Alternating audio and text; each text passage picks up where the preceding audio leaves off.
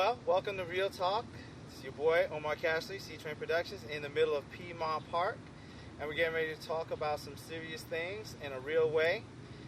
You know my boy Hiram Watkins, about to pull him in here, get him ready to start talking with me. And so, if you just give us a couple seconds, we'll be right with you in just a moment.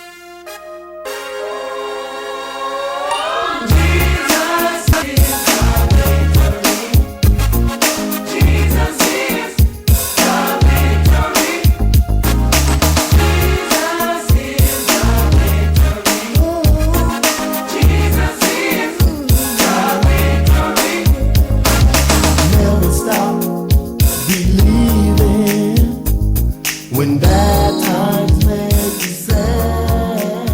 These Christians get up in things that are not of God and things that are not of God.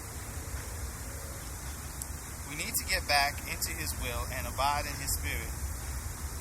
God is looking for a people willing to move when He moves and not just react to His movement. It's time to take our place in the world as an example of godly image, not striving to be perfect, but striving to be righteous, rock steady. Alright, so tell us about your post.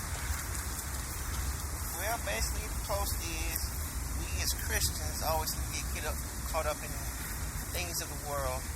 We believe what we see on TV, we believe what we see on the internet, and then when it comes to things of God, we question, is it really from God?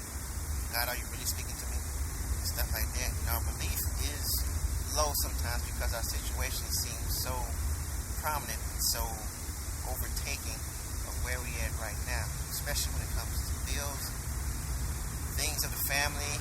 Certain deaths may happen and you wonder how you're going to make it beyond this point because the person was very close to you. Or even with the children, they do things that are pretty much out of what you was expecting, and now you have an added expense or an added situation which you wasn't planning for. And that's when really we need to turn to God and find out what exactly we need to do as far as to stay on focus, stay on plan. Because God knows certain things are going to pop up, but then He will also have a contingency plan to get you back in focus. Am I right on that? You're very right. Okay, I have a question for you.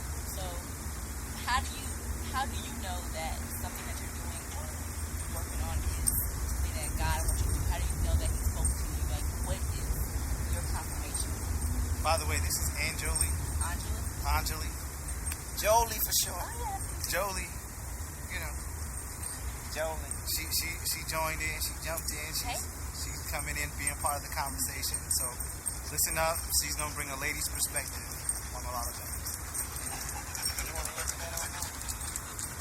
She asked you a question. I mean, both of you probably have similar but different types of answers. That everybody's answer probably is different. They don't get the word the same way. Okay. But like, I have a lot of questions. Like, what I do. Like, Lord, is this what I'm supposed to be doing? Like, how do I know? Do I really know? You know, I feel like it is, but is it? Like, how do you know? Well, this is my perspective on it. You don't know until you ask.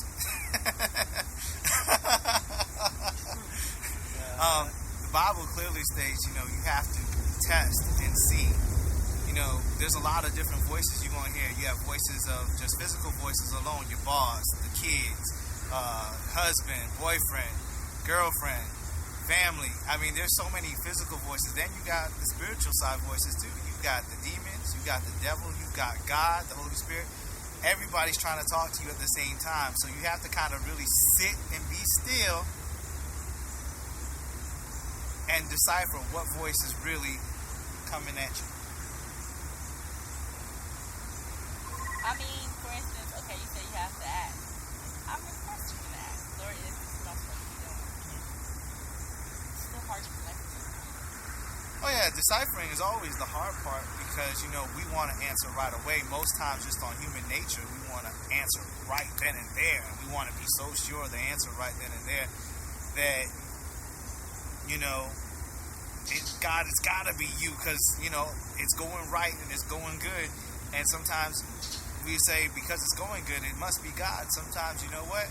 God allowed good things to happen to you. And then when He takes it away, then you're just like, God, I thought this was you. I thought I was listening to you.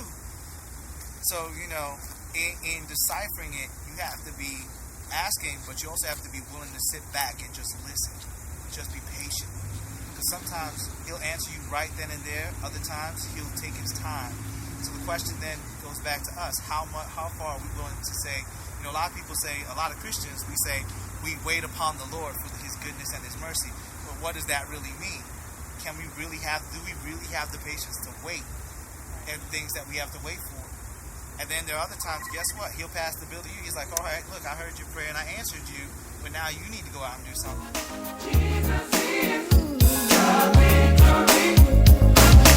Never stop.